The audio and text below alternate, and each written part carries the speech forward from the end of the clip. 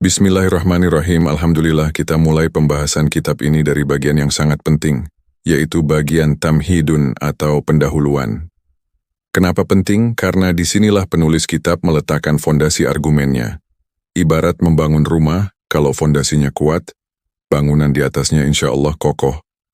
Jadi mari kita baca pelan-pelan, kita pahami kata per kata, kalimat per kalimat.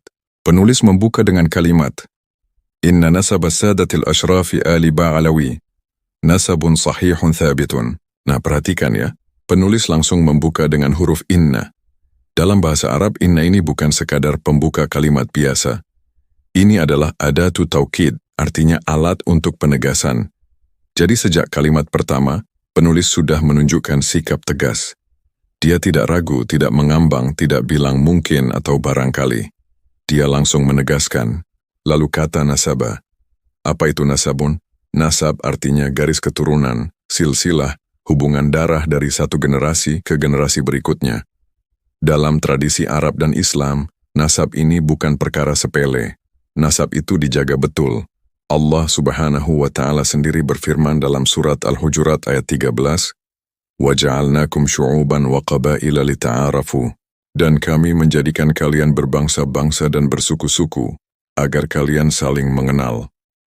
Jadi mengenal nasab itu bagian dari perintah Qur'ani, bukan sekadar tradisi budaya. Kemudian siapa yang dimaksud? As-sadatil ashrafi ali ba'alawi. Di sini penulis menggunakan dua kata sekaligus, as-sadati dan al-ashrafi. Kata sadati itu jamak dari sayyidun, yang artinya tuan atau pemimpin. Sedangkan al-ashrafi itu jamak dari syarifun, yang artinya orang yang mulia keturunannya. Kedua kata ini dalam tradisi keilmuan Islam merujuk kepada keturunan Nabi Muhammad Shallallahu Alaihi Wasallam. Jadi bukan sembarang orang yang bisa disebut sayyid atau syarif, melainkan khusus mereka yang punya garis keturunan sampai ke Rasulullah Shallallahu Alaihi Wasallam. Lalu Ali Ba'alawi. Kata Ali artinya keluarga atau keturunan. Ba'alawi ini adalah nama keluarga besar yang menisbatkan diri kepada Al-Faqihil Muqaddam Muhammad ibn Ali Ba'alawi, yang merupakan keturunan dari Imam Ahmad Al-Muhajir bin Isa, yang berhijrah dari Basrah, Irak ke Hadramaut, Yaman, pada sekitar abad keempat Hijriah. Jadi ketika kita bicara tentang Al-Ba'alawi, kita bicara tentang satu rumpun besar keturunan Nabi yang menetap dan berkembang di Hadramaut, lalu menyebar ke berbagai penjuru dunia termasuk ke Nusantara kita. Sekarang perhatikan bagaimana penulis mendeskripsikan nasab ini. Dia bilang, nasabun sahihun thabit. Dua kata sifat sekaligus. Sahihun artinya benar, valid, otentik. Thabitun artinya kokoh, tegak, tidak goyah. Kenapa pakai dua kata? Karena dalam bahasa Arab, ketika kamu menumpuk sifat seperti ini, itu menunjukkan penekanan luar biasa. Bukan sekadar benar, tapi juga kokoh dan tidak bisa digugat. Ini seperti dalam ilmu hadis, ketika sebuah hadis disebut sahihun saja sudah kuat, apalagi kalau ditambah thabitun. Itu artinya sudah di level yang sangat tinggi keabsahannya. Kemudian penulis melanjutkan, وَقَدْ اشْتَهَرَ وَاسْتَفَاضَ وَتَوَاتَرَ بَيْنَ الْخَاصَّةِ وَالْعَامَّةِ. Ini bagian yang sangat menarik secara bahasa. Coba perhatikan, penulis menggunakan tiga kata kerja berturut-turut. Ishtahar, istafad, dan tawatara. Ketiganya punya makna yang mirip, tapi bertingkat. Ini dalam ilmu balaghah disebut taradufun tasa'udiyun, atau sinonim yang naik bertahap, semacam klimaks. Ishtahar artinya sudah terkenal, sudah masyhur. Ini level pertama, orang-orang sudah tahu. Istafada artinya sudah menyebar luas kemana-mana. Bukan cuma dikenal di satu daerah, tapi sudah merata.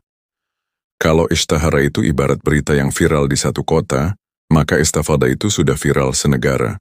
Tawatara ini yang paling tinggi. Dalam ilmu hadis, at-tawaturu atau mutawatir adalah tingkat periwayatan yang paling kuat, yaitu ketika sebuah informasi diriwayatkan oleh begitu banyak orang dari begitu banyak jalur, sehingga mustahil mereka semua bersepakat untuk berdusta. Jadi ketika penulis bilang nasab ini tawatara, dia sedang mengatakan bahwa ini bukan klaim sepihak, bukan cerita dari satu dua orang, tapi sudah diakui oleh begitu banyak pihak dari berbagai arah, sehingga secara ilmiah tidak mungkin salah. Lalu di antara siapa semua ini terjadi? Bainal khassati wal ammati. Al-khassatu artinya kalangan khusus, yaitu para ulama, para ahli, orang-orang yang memang kompeten di bidangnya. Al-ammatu artinya masyarakat umum, orang-orang awam. Jadi penulis menegaskan bahwa kebenaran nasab ini bukan cuma diakui oleh para pakar di Menara Gading mereka, tapi juga sudah menjadi pengetahuan umum di tengah masyarakat luas. Ini poin yang kuat sekali, karena dalam ilmu nasab, ketika sebuah nasab sudah diakui baik oleh ahli maupun orang awam secara luas, maka itu menjadi bukti yang sangat berat bobotnya. Selanjutnya penulis masuk ke detail siapa saja yang mengakui nasab ini. وقد أثبت هذه النسبة الشريفة أعداد غفيرة من العلماء والنسابين والمؤرخين والمحدثين يتعذر حصرهم. Kata athbata di sini artinya menetapkan, mengesahkan, mengonfirmasi. Jadi bukan sekadar menyebutkan tapi benar-benar menegaskan secara ilmiah bahwa nasab ini valid. Dan siapa yang melakukannya? A'dadun ghafiratun, yaitu jumlah yang sangat besar, sangat banyak. Kata ghafiratun itu dari akar kata yang sama dengan maghfiratun yang mengandung makna menutupi. Jadi a'dadun ghafiratun itu jumlah yang begitu banyaknya sampai seakan-akan menutupi pandangan, tidak terhitung banyaknya. Nah, siapa saja mereka? Penulis menyebutkan 4 kategori ahli.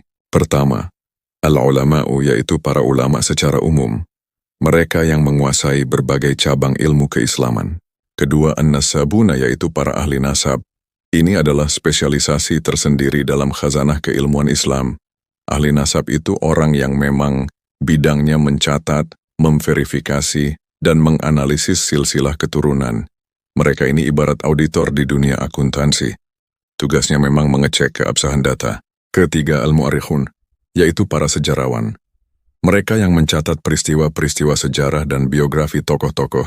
Keempat, al-muhaddithuna, yaitu para ahli hadis. Ini menarik karena ahli hadis itu dikenal punya standar verifikasi yang sangat ketat. Mereka terbiasa meneliti sanad, mengecek kredibilitas perawi satu persatu. Jadi ketika ahli hadis mengakui sebuah nasab, itu artinya nasab tersebut sudah melewati proses verifikasi yang sangat teliti. Lalu penulis menutup dengan ungkapan yata'adzaru hasruhum. Kata yata'adzaru artinya sulit, bahkan mustahil. Hasruhum artinya menghitung atau membatasi jumlah mereka. Jadi penulis mengatakan bahwa jumlah ulama yang mengakui nasab Ba'alawi ini begitu banyaknya sehingga mustahil untuk dihitung satu persatu. Ini bukan hiperbola semata, tapi memang kenyataan bahwa selama berabad-abad dari berbagai penjuru dunia Islam, para ulama telah mengakui keabsahan nasab ini. Kemudian penulis menambahkan, وَدَوَّنَهُ الْعَدِيدُ مِنَ الْمُؤَرِّخِينَ الْمُتَقَدِّمِينَ الَّذِينَ جَمَعُوا بين علم التاريخ والفقه والحديث والسير والتراجم في كتبهم. Kata dawanahu artinya membukukannya, menuliskannya secara resmi dalam kitab.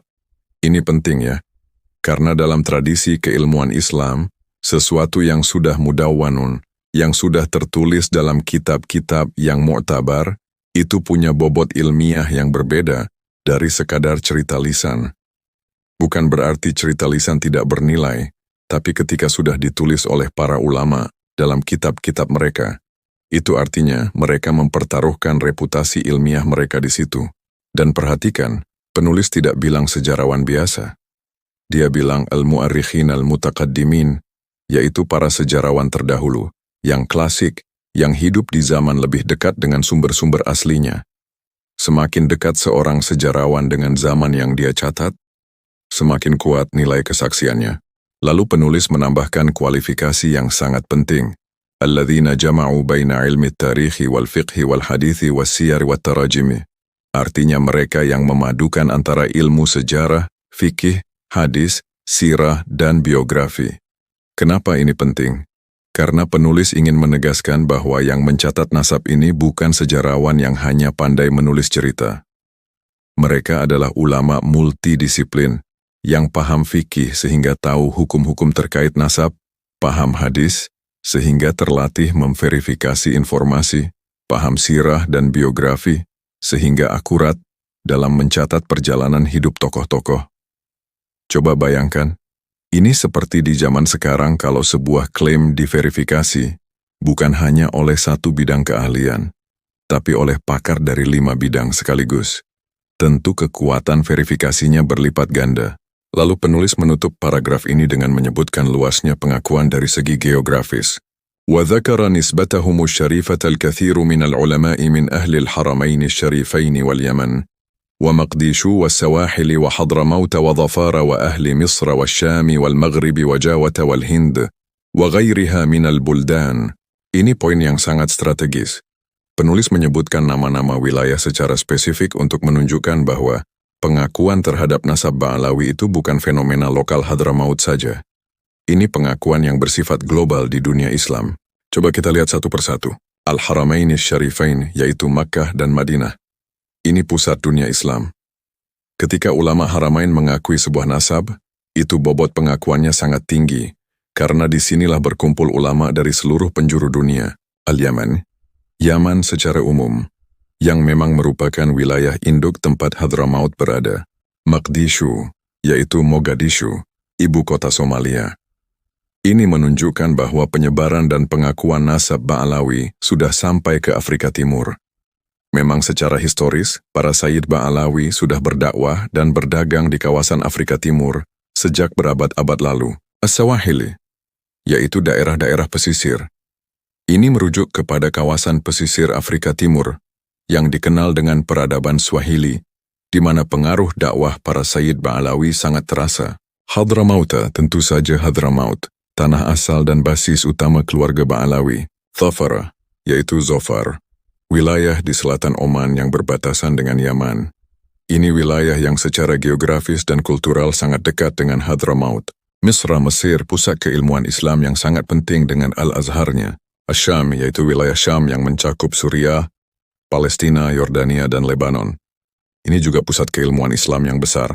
Al-Maghrib, yaitu kawasan Maghrib atau Afrika Utara yang mencakup Maroko, Aljazair, Tunisia, dan Libya. Jawata, yaitu Jawa.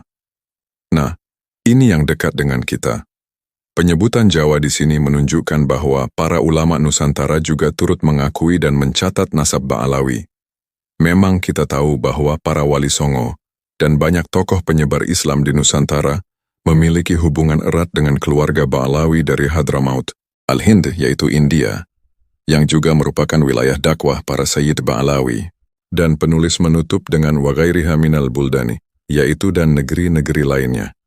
Ini menunjukkan bahwa daftar yang disebutkan tadi belum semuanya, masih banyak lagi wilayah lain yang belum disebut.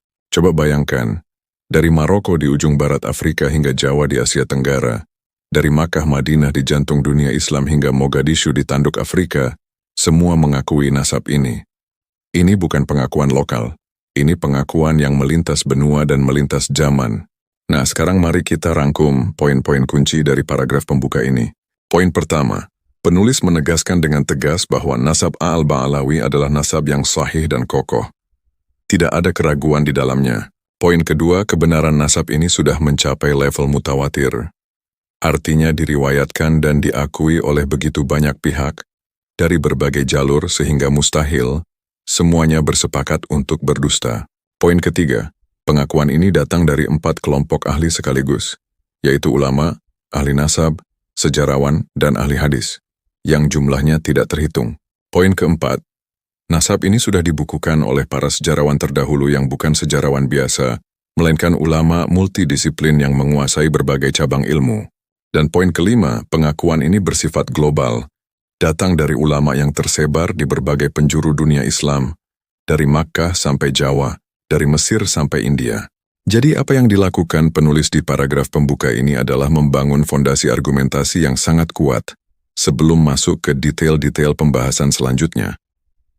Dia ingin memastikan bahwa pembaca atau pendengar sudah paham bahwa apa yang akan dia bahas bukan klaim tanpa dasar, melainkan sebuah fakta yang sudah diverifikasi oleh ratusan bahkan ribuan ulama dari berbagai disiplin ilmu dan berbagai wilayah selama berabad-abad lamanya.